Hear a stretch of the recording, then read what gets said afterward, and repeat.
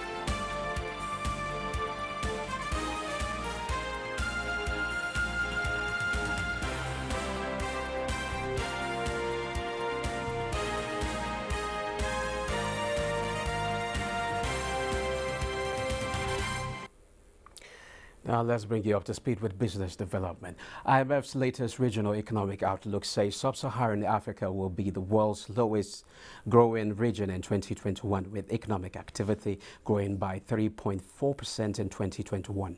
Despite turning out better than expected, growth in 2020 is estimated to be the worst on record at -1.9%, leading to a large increase in poverty. The IMF says the expected expansion at 3.4%, which is weaker than the 6% for the rest of the world, is strengthened by lack of access to vaccines and limited policy space to support the crisis response and recovery. So vaccinating 60% of the population will require increasing health spending, in a few cases by as much as 50%.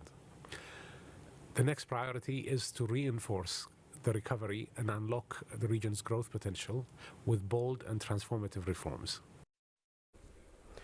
Baby Selassie suggests that the reforms should include social protection systems, promote digitalization, improve transparency in government, business, and mitigate climate change. Now, Vice President Yemi Osinbajo says an end of international funding for gas as a fossil fuel will create dire challenges for gas-producing countries, especially in Africa.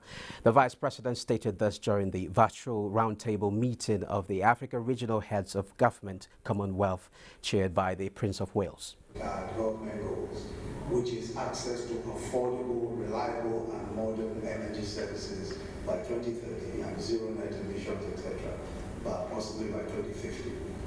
We're at the moment installing solar home systems in about 5 million homes, which means that 25 million individuals, 25 million Nigerians will actually have access to solar power.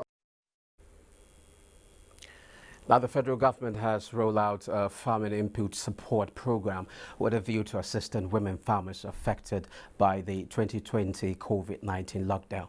Musa Baba Aliu reports that 10,000 farmers are to benefit from the initiative.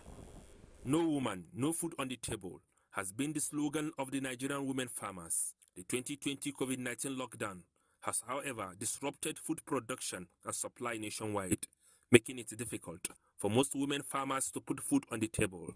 The pains women went through during the hardship of COVID-19 can only be described to the pain of labor pains women go through.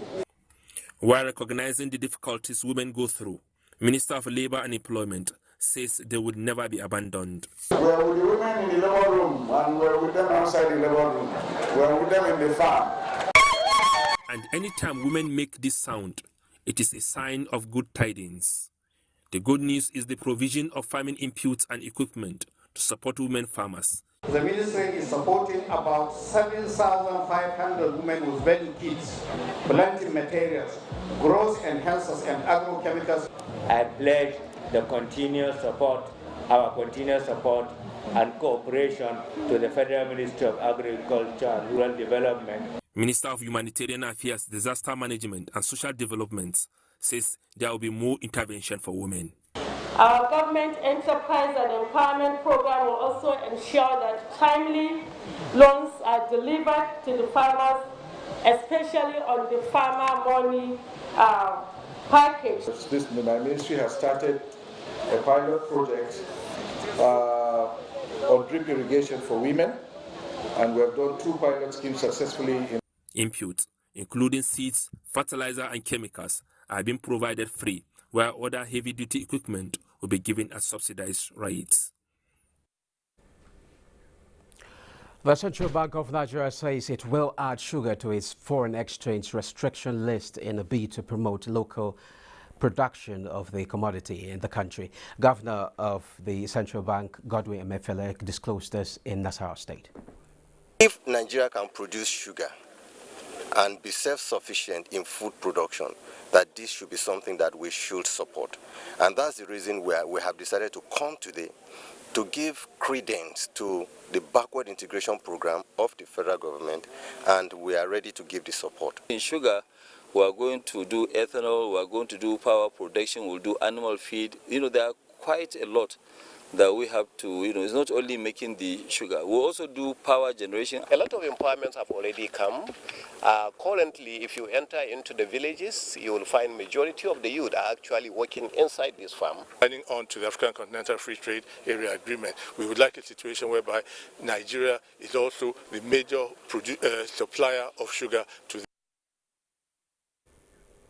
Now, in entrenching diversification and boosting income, monetary authorities have been aligning with fiscal authorities to enhance the viability of the agricultural sector.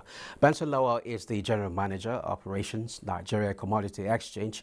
He joins me to look at commodities and the Nigerian market as the country's recovery progresses. Welcome to Business Express. You're welcome. Thank you. Okay, the central bank is planning to invest 50 billion naira in the commodity exchange. How are you prepared to utilize this gesture? The exchange personally has about 21 warehouses that it has renovated. Okay. And we have another 11 warehouses that we are waiting to renovate.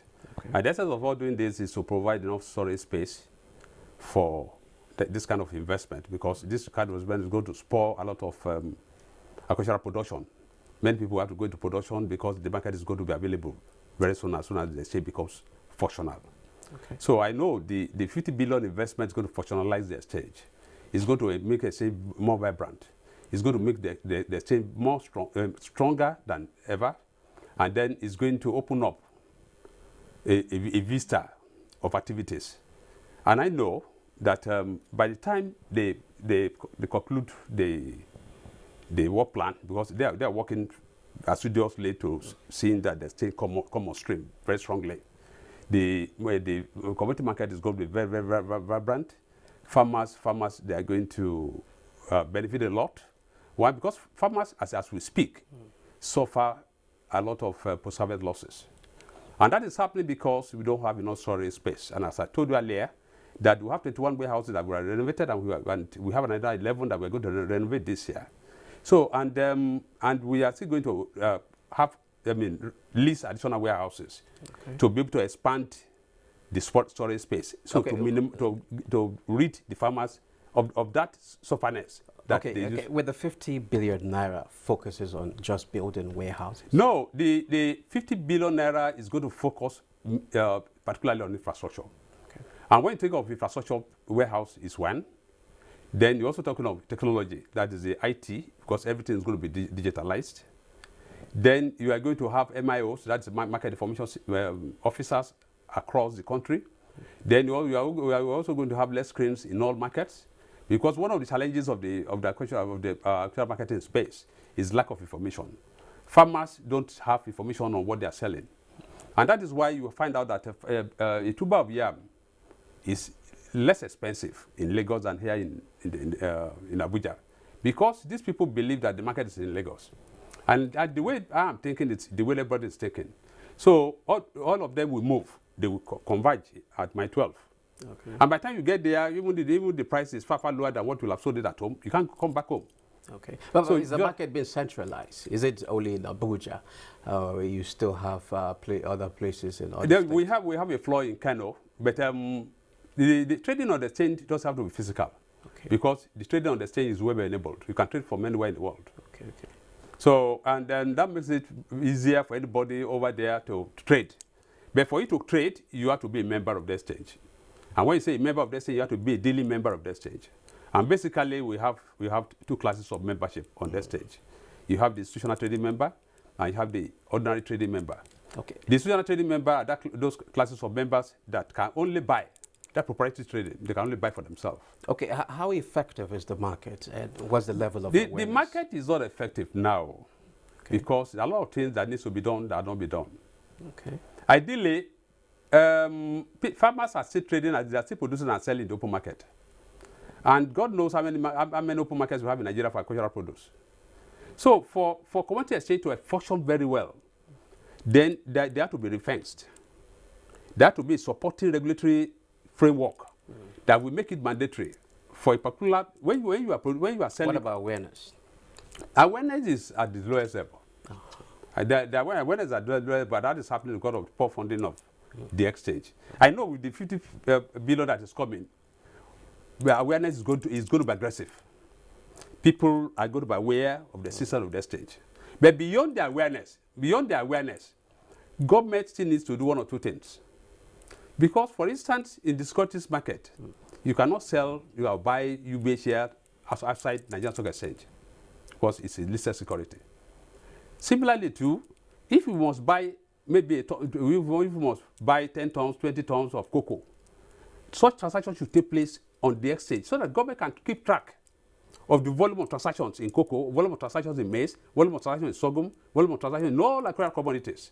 Okay. And apart from all that, you see, there are a lot of revenue government is losing because they don't have record, they don't have data on the transactions that are going on in agricultural produce. So, by the very moment they make it mandatory that if you must sell a trailer load of maize, you must sell it on the floor of the exchange. If you must sell a trailer load of cocoa, it must be on the exchange. If you must sell a trailer load of sesame seed, it must be on the exchange. Then you are centralizing the market. Okay. So you are now bringing, the market will now be bringing the seller to the buyer.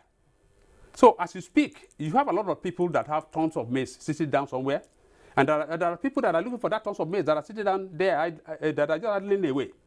But if there is a central place they know that if they get to, the buyers will meet them there. Okay, what was the trading procedure then?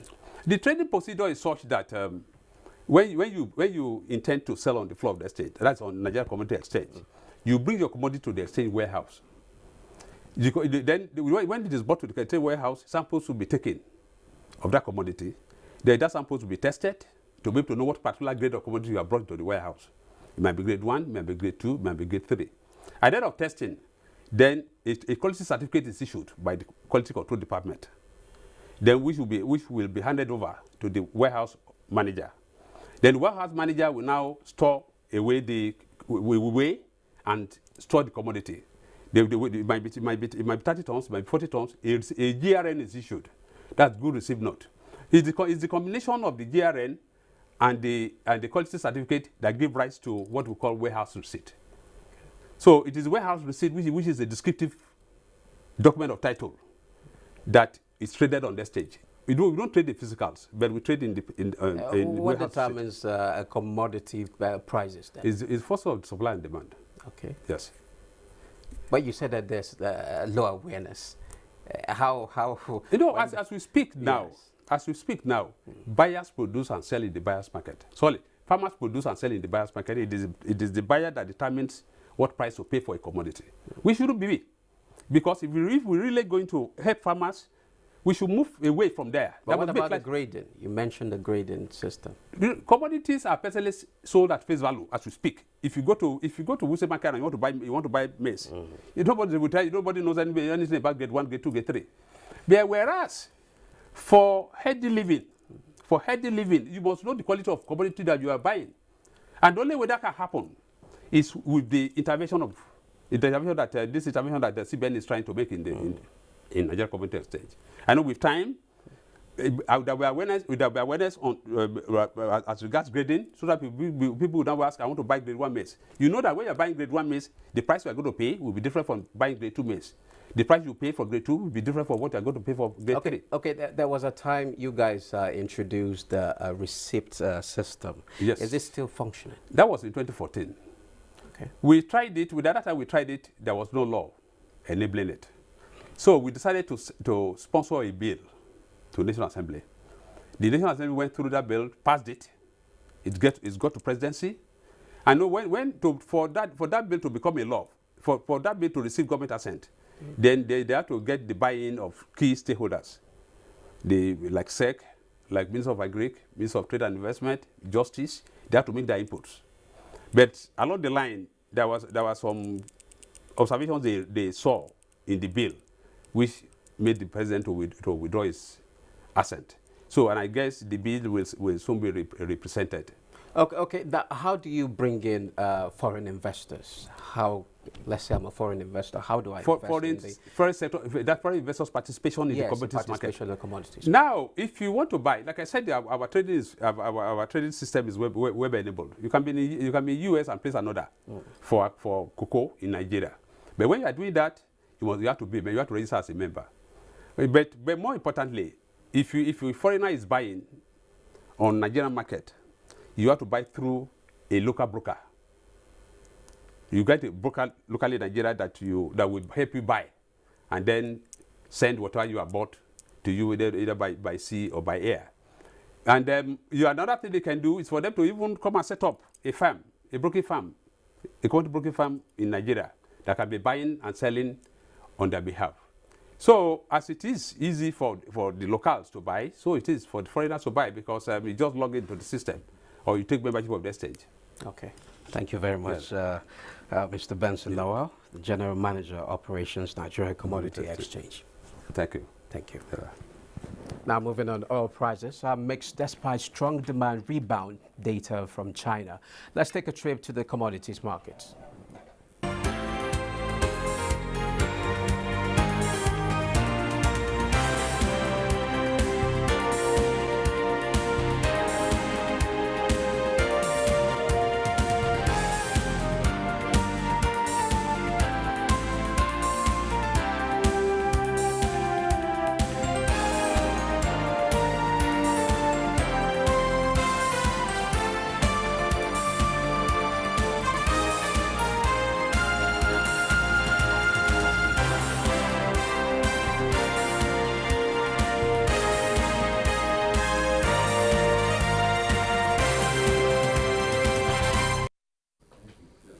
Now, the Securities and Exchange Commission has stated that it will continue to engage players in the fintech space and support them to operate lawfully in a bid to ensure that delivery of safe products and services without stifling innovation. Mr. Lamido Yuguda, Director General of the Commission, who stated this, said the recent circular issued by the Commission was born out of its desire to ensure that only fit and proper persons continue to operate in the capital market. He said the exchange does not want any unregulated entity to participate in the market, because if there are issues, it becomes very difficult to resolve, noting the impact of fintechs on capital market activities. The SEC assured the public it will remain accommodative of this development, will ensure the delivery of safe products and services without stifling innovation. Now, stocks in Nigeria reversed Thursday losses to end Friday in positive territory as the oil share index adds 0.61%. Asian stocks fall after China posted stronger than expected inflation numbers. Let's join Ineka Oko for the global market outlook. Stocks in Asia were largely muted in Friday trade as investors reacted to the release of Chinese economic data. The Shanghai Composite gained 0.81% at 3,426.62, with Hong Kong's Hang Seng Index hovering above the flat line, while the Nikkei in Japan was 0.14% higher. European stocks continued to rally on Friday after notching record highs the previous session as global stocks take heart from the strong U.S. economic data and recovery prospects. Germany DAX rose 0.68%, London 50 0.43% and CAC 40 of France 0.30%. In the U.S., stocks were little changed in early trading on Friday after the Dow Jones Industrial Average crossed the 34,000 threshold for the first time ever. The S&P 500 advanced 1.11% at 4,170.42, while Nasdaq 100 jumped 1.31%. Most African stocks traded in a positive territory Friday. South Africa's JSE Africa Top 40 climbed 0.60% to a record close of 62,454.95. Nairobi oil share also reached a record high, jumping 1.82%, while Tunisia's Tunidex declined 0.28%. That's global markets. I'm Neka Oku. It's back to Musa. Well, thank you, Neka. Time now to take a look at how the Naira is faring against other currencies.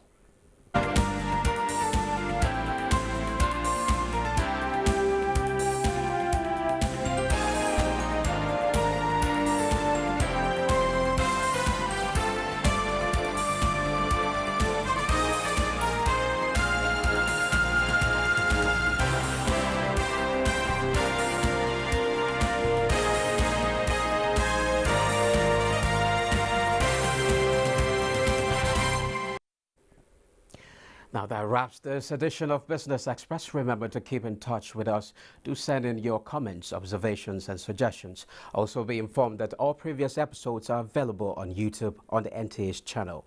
You can also communicate with us on Twitter, and the handle is NTA News Now and the hashtag is BizX.